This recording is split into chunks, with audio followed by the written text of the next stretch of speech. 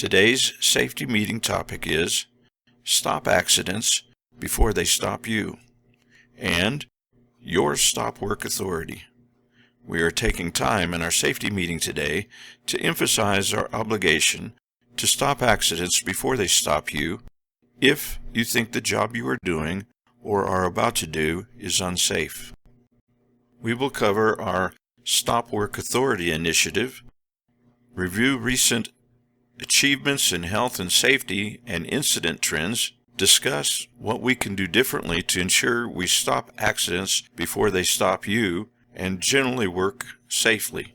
And lastly, we'll look at the path forward and what we can all do better to improve our participation in our safety program. It is imperative that all employees understand that working safe is a condition of employment here at W.C. Strigl. All employees have the responsibility and obligation to themselves and coworkers to stop accidents before they stop you, and to use your stop work authority when hazards or at-risk behaviors are present. We must protect the safety of ourselves, our coworkers, our customers, and the public at large above all else. Our philosophy is that the health and welfare of people are among the most important considerations in any undertaking. The protection of company assets and the environment are also primary concerns. But no job is so important that we cannot take the time to do it properly and therefore complete it safely. This philosophy better enables us to deliver the highest quality services to companies we contract to. It is our policy to provide a place of employment which is free from recognized hazards, to provide accident prevention training programs and systems, and to comply with applicable local, national, and international regulations. Understanding that safety, accident prevention, and environmental protection are individual operational responsibilities, this policy requires all employees at all levels to be responsible for the prevention of job-related injuries and illnesses, property damage, and environmental accidents through the use of their good judgment and the diligent, consistent application of company guidelines and procedures. Employee safety performance will always be a major consideration in decisions affecting promotion, salary considerations, and continued employment. The company's collective safety performance will be the measure of success of this policy.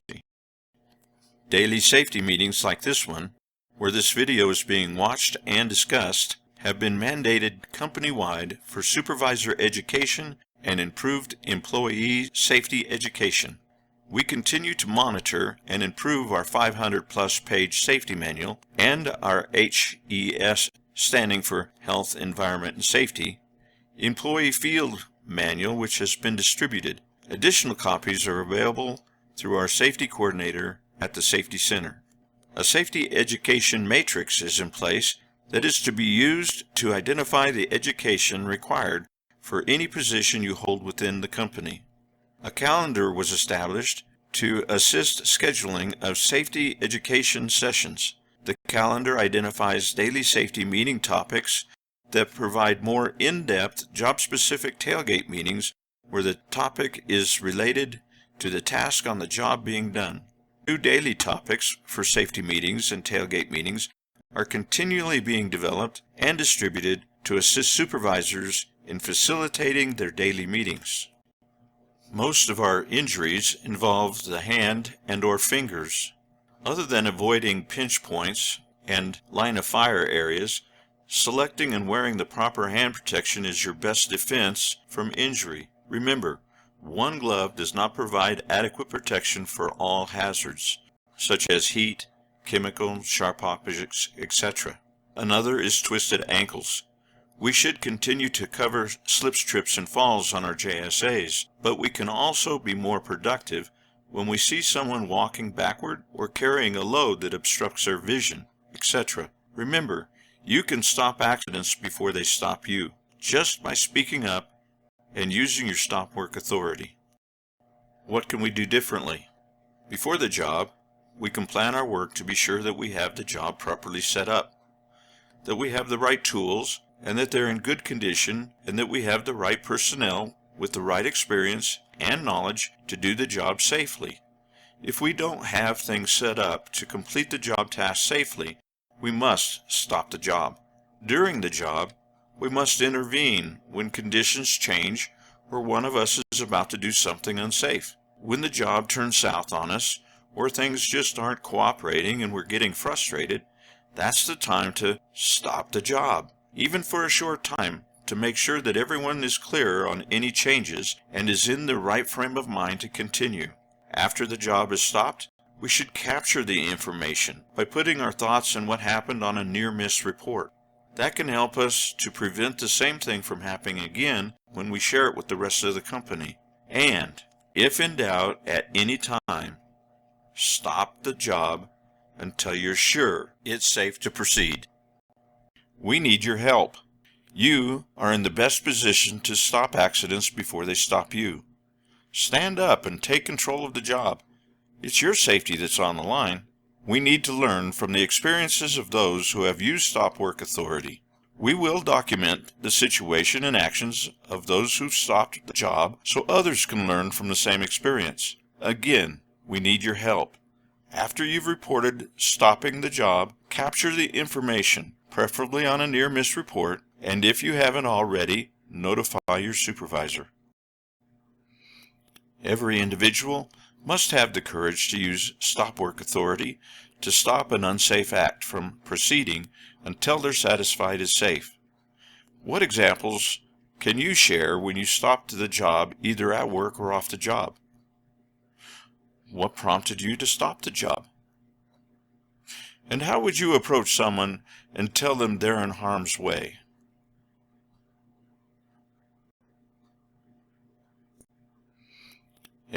We will continue to engage and promote stop work authority in order to stop accidents before they stop you. Leadership will be initiating conversations to reinforce the culture and to ensure that employees feel empowered to stop accidents before they stop you, without feeling intimidated or fearful of being reprimanded for bringing up the subject. So, what will you do when you believe a job is not safe?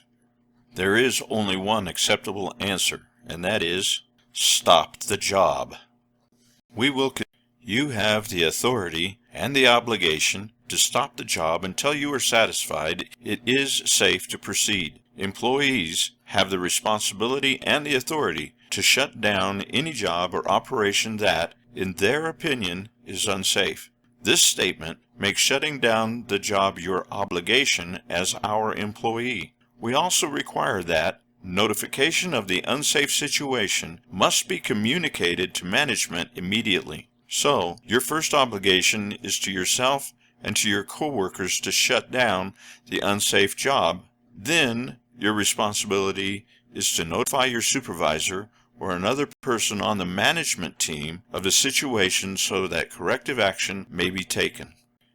In the future, you have a decision to make. What are you willing to tolerate? And when would you take action? What prevents you from stopping the job? Too many people are afraid to rock the boat, so to speak.